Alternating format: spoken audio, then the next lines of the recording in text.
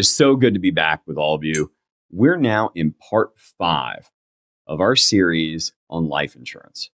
Now, in a moment, I'm going to introduce my cohort here, but let me first mention again, why in the world are we doing this?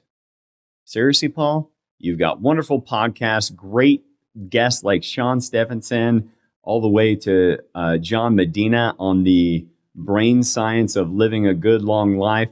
You've done cool stuff on real estate, college funding. Why are you spending so many episodes talking about life insurance? Very simply, it's because life insurance is one of the few decisions that nearly every family makes. It's a multi-million-dollar decision for which there's very little education people can go into, number one. Number two, most people don't seek out any education around it. So we're just making sure that we put together a series. This is long after we first started the podcast, to be able to make sure that people have a resource that they can go back to and be able to get some serious value from. Now, with me today, I've got Cory Shepherd. Now, Cory has not only been an incredible gift here at Sound Financial Group, but more importantly, a gift to many readers since writing his book, Cape Not Required. Cape Not Required is a phenomenal book for people to take stock and look at what they're doing around their own personal and life practices and how that may be affecting the way that they enjoy life, the amount of income that they make, and or the way they could be progressing in their career. So we're just super thankful to have you, Cory. Welcome to the show. Thank you, Paul. It's good to be back, and I'm really happy to have gotten fully introduced and not have to remind you forcefully to introduce me this time. Watch some of the past videos. You'll notice it was a little bit of fun that we had to have. We're off and running. Yeah, it's great. Good. Appreciate you giving me a hard time. I'll just remember that for later this video. Okay, so today, part 5, we're talking about life insurance and its uses. We've now talked a little bit about how much life insurance to own. We've talked about how to go to applying for it. We've talked about mutual versus stock companies.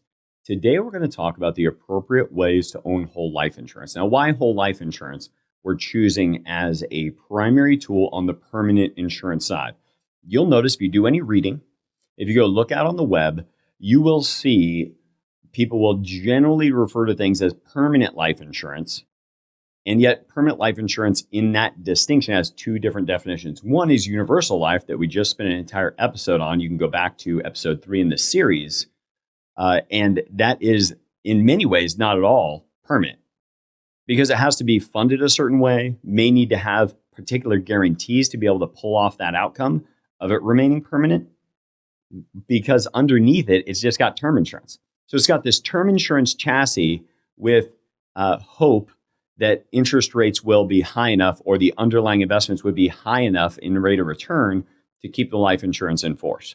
So you just have to manage those products very, very closely if you own them. But now we're going to talk about whole life insurance, which is really much simpler than it seems because whole life insurance is designed to be around, if term is designed to just be around like a period of time, a term, and then it terminates. Cory, how long do you suppose whole life insurance might be around? Let me think. You carry your entire life? Yeah, your whole life? Your whole Okay. life. The people that design this stuff, we're not marketing experts, so it's going to be there our whole life. And one of the things to consider when you're looking at whole life insurance, the only product out there that is structured to do what's called endowing. So depending on what you own, either at age 100 or age 121, if you own a whole life policy and you paid your premiums, it endows, meaning the cash value meets the death benefit. If the cash value meets the death benefit, then they will send you a check, the insurance company, because you lived longer than your mortality. So you can actually have your policy fully endow and you could take that money. The way I think about it is like they ran out of lines in their Excel spreadsheet or they ran out of lines on their ledger. So they just at some point have to give you the money. Now, most people are not going to live beyond the expectancy or beyond the endowment of a whole life policy. But here is the important thing that we need to understand. Because it's designed to endow, it has the appropriate amount of guarantees in place that allow us to look at its cash value as a very dependable asset. Now, when we talk about an asset and asset classes, I just want to turn you to the Investopedia definition of an asset class. Now, do you want to run through that, Cory, with everybody? Can you bring it up on screen? Yep. So an asset class is a group of securities that exhibits similar characteristics, behaves similarly in the marketplace, and is subject to the same laws and regulations. So you see here on the screen, the three main asset classes that Investopedia talks about are equities or stocks, fixed income or bonds, and cash equivalents, or also called money market instruments. And what I want you to think about when you think about asset classes is think about technology companies. So technology companies that are large U.S. technology companies would all be in one bucket. Why? Because they're similar regulators and they may move up and down at similar time. That's called correlated because they're together in asset classes. What we want to do is make sure that on somebody's balance sheet, they have some non-correlated assets. So for instance, that third position of cash money market accounts is non-correlated. Fixed income can go up and down, but your money market account is just going to get the interest that it gets. And most of them are designed today to not actually break the buck. They don't go down in value. They just stay and slowly grow. So we want to put another asset on a client's balance sheet, in this case, called whole life insurance. Now, why is that important? Now, I'm going to back off here a little bit and take some time to explain whole life insurance, not in the way it works today, because that actually makes it more complicated to understand. I'm going to start by explaining whole life insurance and how it worked back pre-1982, because it was actually a little bit simpler. There was less regulation on it.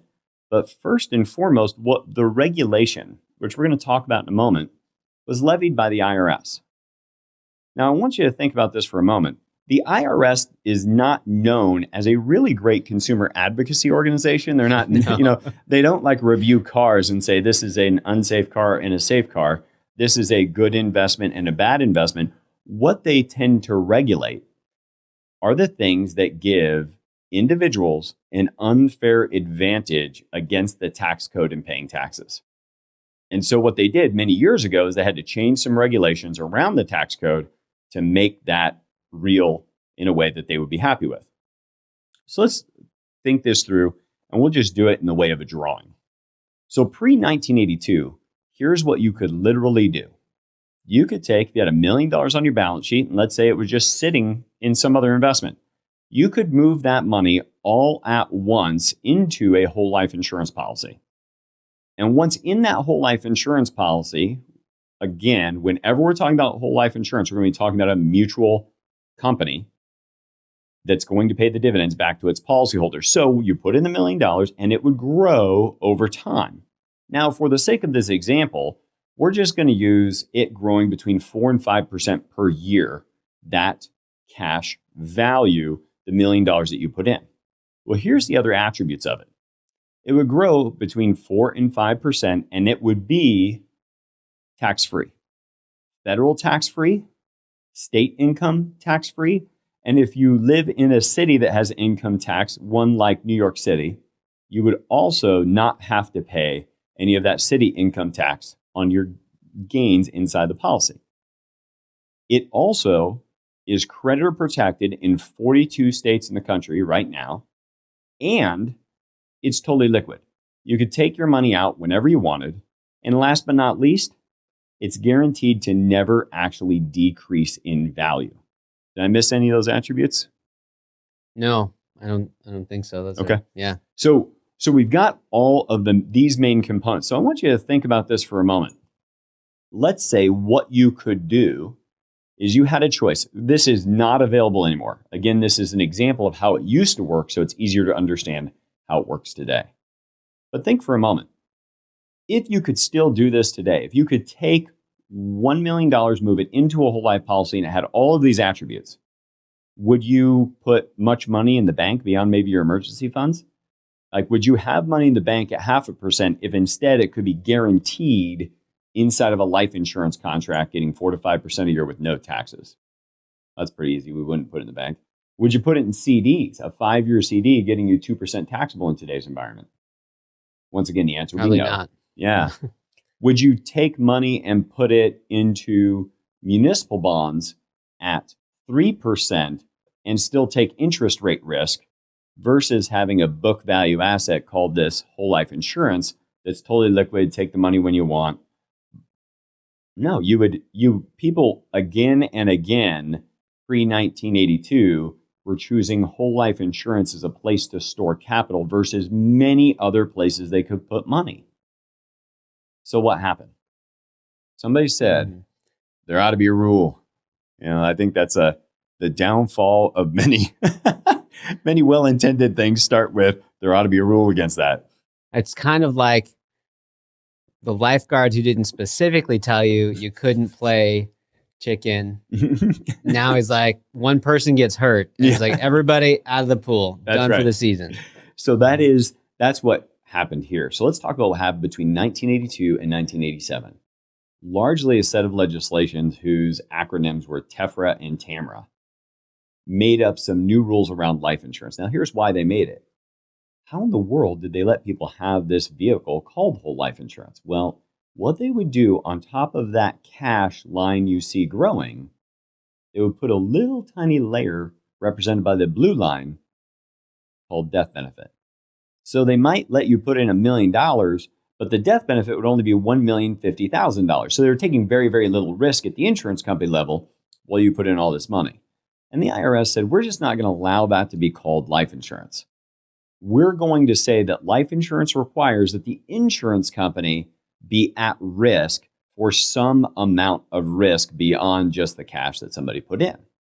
So these pieces of legislation came in, and the easiest way to understand it is the part of TEFRA TAMRA that talks about a 7-pay test, meaning you cannot have this policy totally paid for in less than 7 years. So going back to our example, instead of us putting in $1 million all at once, what this rule now requires is that we put in all of the $1 million over 7 years. And if we get all the money in over 7 years, then we still get to retain all of these attributes. 4 to 5% rate of return. It's federal, state, local tax-free. It's still creditor protected in all these states. It's guaranteed not to go down in value. And it's totally liquid. And you can get your hands on your money when you need to. But think about this. Why is it most people don't do this today? Well, how many people do you know, maybe even yourself at one point in the past, that was never going to make a decision that would require 2, 3, 4, 5 years worth of foresight? Well, most people don't. And the reason that because they don't, the IRS, by simply making the 7-pay test rule, created this corridor that had to be in place where there was money at risk for the insurance company. We'll call that the TEFRA TAMRA corridor. As long as there's money at risk for the insurance company, it can remain tax-free as long as it doesn't penetrate this TEFRA TAMRA corridor. So the more death benefit we own, the bigger the window to put money into this environment. As long as the money's in there, it's exempt from taxes. And as long as we distribute it properly, it could be distributed tax-free. How do we do on that, Cory? Any points of clarity you'd want to give our audience? So, I think that the one thing that we could acknowledge, the government identified life insurance as doing a social good. They didn't want to just do away with some of the tax benefits that were inherent to life insurance, because starting back, 100 years ago, they gave the tax preference to life insurance so that people would be incentivized to own it. And then if someone died with life insurance, that's puts less pressure on welfare, social programs, the tax base, etc. They just didn't want people to just buy the life insurance company's bond portfolio for no other reason, which is what it amounted to pre-TEFRA TAMRA. Yes. People, rich, wealthy, smart people said, these life insurance companies are managing their long-term low-risk holdings better than any other company I'm seeing. I want to buy into that portfolio. Now you just have to want life insurance as well. At least not be too annoyed by having it. Absolutely. Yeah. And think about, even today, there are billions and billions of dollars in corporate America, and including banks, that would love to own more whole life insurance. And the reason they can't own any more of it is you have to have an insurable interest on an insurable life. This is why corporate America owns so many life insurance policies on its executives, and why you see the same thing in banks. In fact, if you want to look it up on your own, you can Google COLI, C-O-L-I, for corporate-owned life insurance, or BOLI for bank-owned life insurance. It's so wildly popular in those places that there are acronyms for it that if you Google it, you'll see that companies own truckloads of it. Because for them, if you're depositing money at the bank at, say, and you're getting 0.5%, they may well be turning around and storing some of that money in a whole life insurance policy that's getting them a better rate of return. So what are the other ways we could use it, and what would the advantage be? Well, another major advantage that occurs for whole life insurance if you own it is that if you are the primary breadwinner or any breadwinner of your household, you have earnings. Should you be permanently disabled, you can add to the contract. It has to be done when you acquire the contract, but you can add to the contract a waiver of premium that if you would be permanently disabled, what they would do is take care of the premiums for you. So it might be the only part of your actual financial and savings programs that will self-complete should you become disabled. That's one small piece I didn't want to miss.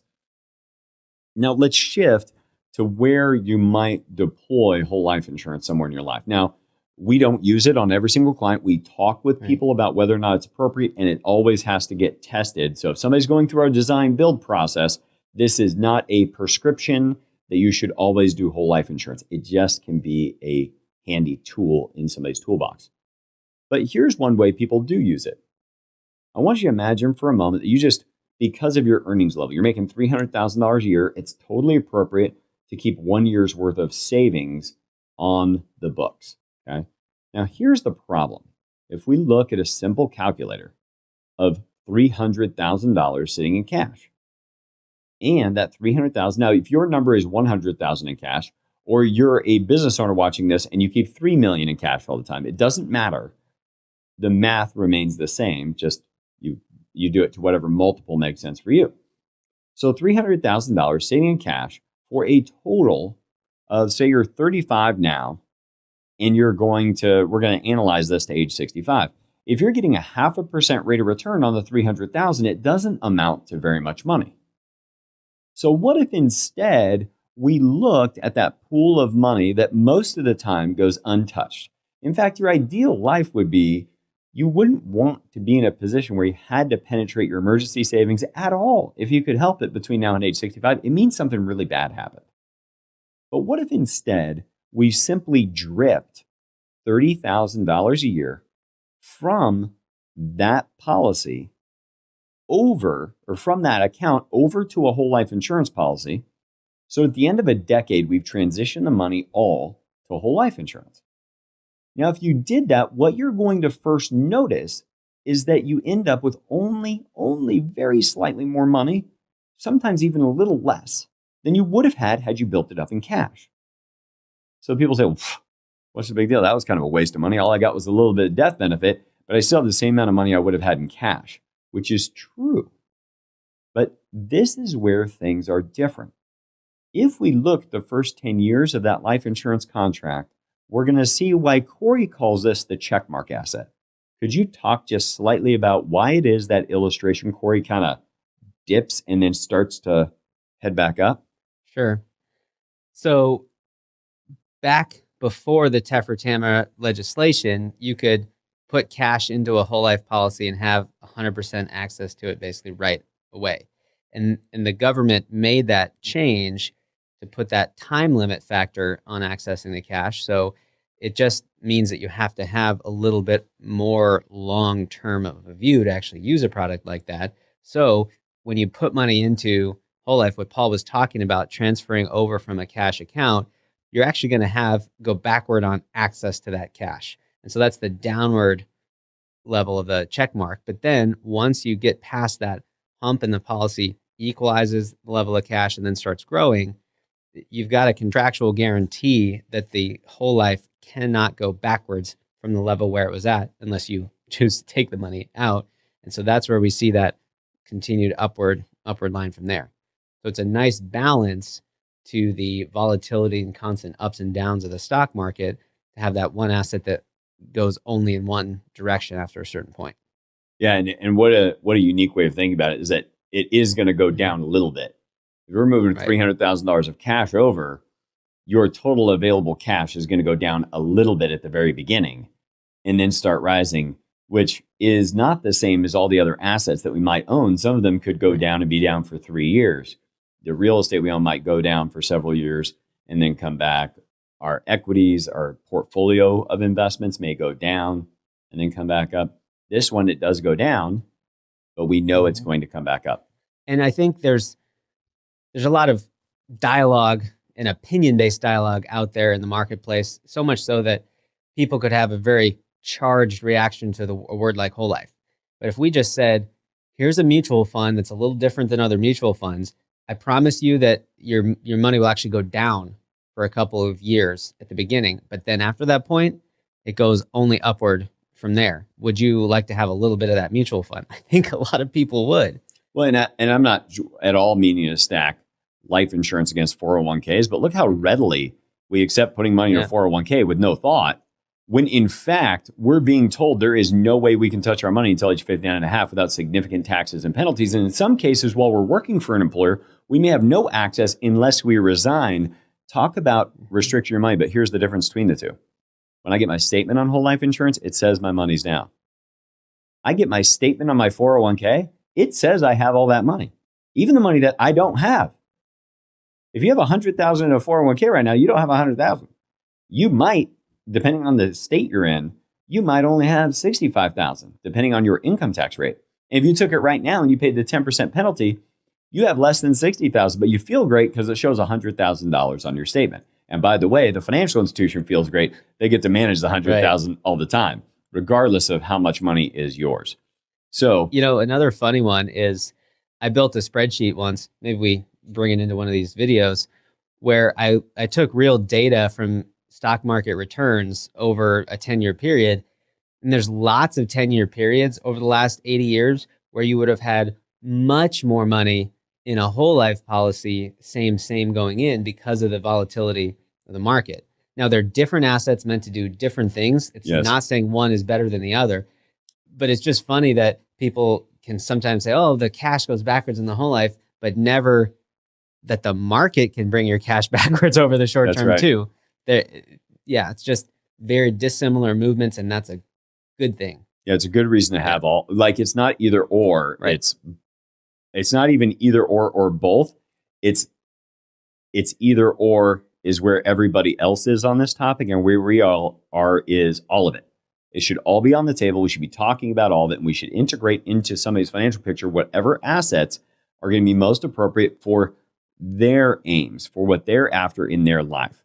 Okay, so let's go to this idea of moving the cash and putting it in a better place to be positioned over time. Look at what happens now from year 10 to age 65.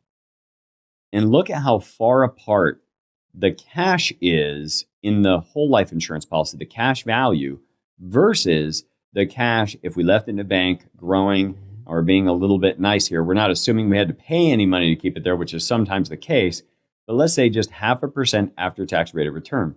And we see that these two numbers get very, very far apart. And at age 65, not only do we have far more cash in the whole life policy, we also have this like little bit pesky, like a pesky younger brother just tagging around with all the cash value called death benefit. Perfectly usable to us as clients, but so often we ignore it, or in fact, we disregard the asset because it has life insurance attached to it. But we can see clearly that compared to cash, this is a better place. This is what we call the still water strategy, whether on your business balance sheet or on your personal balance sheet. Think of all of this like a lake up in the mountain somewhere. And every lake out there has something feeding it. Let's just call that a stream. And then water leaves that lake also often by a stream. Though if it's a deep, deep lake, there's also still water that doesn't turn over that often. Much of the water just flows in and out on top. That's much like your personal financial picture. Somebody might leave $20,000 or $30,000 in their checking account and have $300,000 that's on the side that's their emergency fund. That money that's on the side, that emergency fund, that's the still water. That's the money we don't turn over that often. If you're a business owner, that might be $3 million inside your business coffers. That's the money we want to reposition, make sure we still have access to it. Absolutely, we need to still have access to it, because the reason we had it originally was just in case of an emergency or opportunity. And if we can, instead of getting 0.5%, slowly move the still water over to achieving closer to 4% tax-free, then we're in a much better overall position from a purely mathematical perspective, not counting the value of the death benefit, which we're going to cover in our next video. So lastly, when we talk about ways to use whole life insurance, once again, we're talking about orchestrating everything. So often if you get a chance to go to like a classical concert, then you're going to hear everybody tuning up and, the violins doing whatever they're doing and somebody's hitting the drums and then somebody else is playing a cello and there's some horn going off. And it's a bit of a god-awful sound as everybody's checking their tuning. And then what happens? A conductor steps up to the podium and he just taps. And when he does that, everybody comes into unison.